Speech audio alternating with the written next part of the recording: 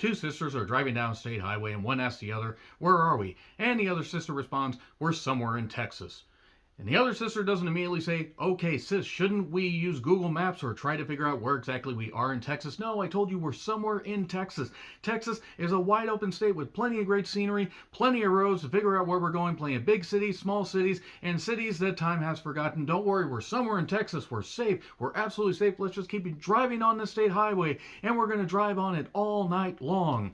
And then later, they get lost on a country road that hadn't been maintained since about 1850, and the other sister asks, "Well, did you see that town back there? It was like a ghost town." "Oh, you mean this ghost town that's somewhere in Texas where we apparently are?" And then they interact with somebody in another seemingly ghost town where the guy says, "It's not about money. You shouldn't be here. They'll see me talking to you. I can't give you gas.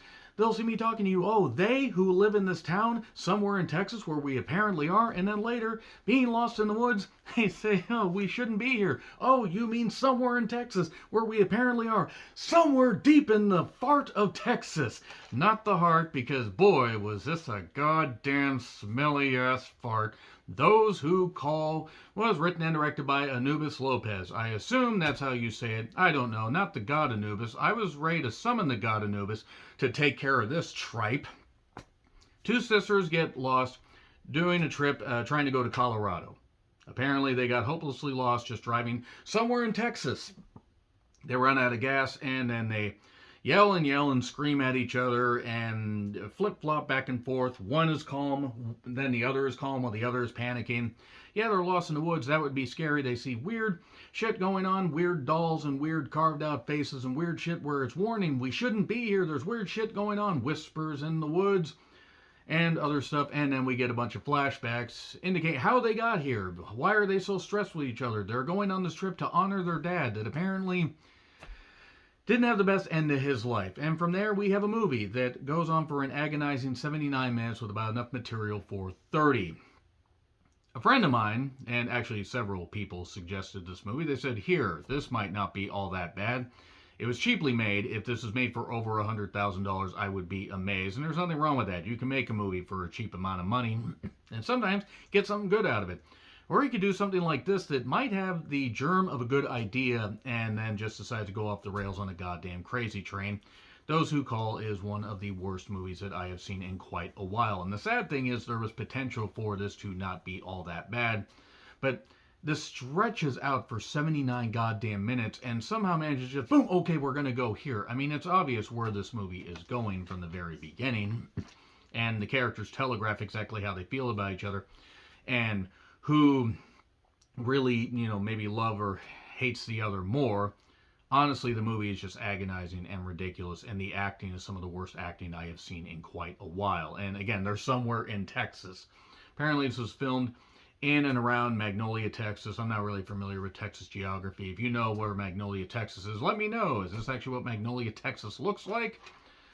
But yes, these girls end up, they have gas cans with them in case they get lost on this trip going through all these country roads and these small towns. Here's an idea. Maybe you shouldn't have taken a gas guzzling Toyota van. Maybe you shouldn't have taken that. Maybe you should have planned ahead. Maybe you should have gone on areas. Yes, you could take a trip through some great scenery, but they put themselves in a situation where they end up in the clutches of a possible cult, or maybe just their own ineptness. Their own ineptitude actually got them into a lot of situations they could have gotten them out of. Also, we get flashbacks to indicate just how these characters feel about each other and why. It's cheaply made. It looks like shit. The acting is terrible. And again, there's a germ of a good idea here, but it doesn't end up being anything all that good. And that's really all I have to say right there, because it just ends up being this agonizing, terrible, just stretched out mess that tries to make a point. Oh, it tries to be evil and horrifying, and it's not. It just ends up being bargain basement bullshit. But I did pay a few bucks for it on Amazon, because even the worst movies I will gladly support, because it could mean that the director, writer, and the cast members, even if it's just a few bucks from me and other people, could end up doing something. They don't deserve to have their movies pirated. I'm going to keep championing that during reviews. But I still hated it. I really, really hated this movie. I hate everything about it. I hate the characters. I hate all that. And the explanation ended up just making me laugh. Actually, most of this movie ended up making me laugh. The nighttime scenes were absolutely terrible. Again, cheap. But they looked like They look like they could have been nice nighttime scenes. I sure wish I could have seen them. And yeah, just ends up being really stupid for no goddamn reason, and ends up having characters just doing things just because plot convenience. So there you go. It's on Amazon if you want to check it out. Anyway, 3, 2, 1, and spoilers. Okay, so the whole thing is one sister was pissed off at the other because the other sister had her job, and she had to take care of the other sister had to take care of the dad. Anna had her job. Sandra was apparently, taking care of the dad. The dad went absolutely insane at the end of his life and was found wandering in the woods, had cut himself, and was all paying. Maybe he had mental health issues. Maybe he decided he didn't want to be in this movie, so he decided to do that. That's what I would have done if I had the choice. And this is all talked about while they had just discovered, or right before they discovered, this abandoned shack that they somehow found wandering in these woods. It couldn't have been more than, I'd say, about a couple miles, so they just kept filming them wandering around the woods. And the isolation and the confusion and being lost could have been something that worked, but it worked well in, it's worked well in some other movies, like Bring Out the Fear. Not so much here, because you really didn't have any fear, except the fear that this movie got made. What ends up happening? They find a wall of missing girls, like this one that was killed in the very beginning of the movie because she ran out of gas and everything and ran into this cult. This cult that is somehow around, and this cult that has ties to their dad because Anna apparently was pissed off because she was in an orphanage. She actually wasn't her sister, or maybe she was the sister, or maybe she was her. I don't actually know what the hell. They just threw all that shit out there. They ended up having where one sister was pissed off at the other sister and says, "I'm going to leave you hanging on the cross and let you die."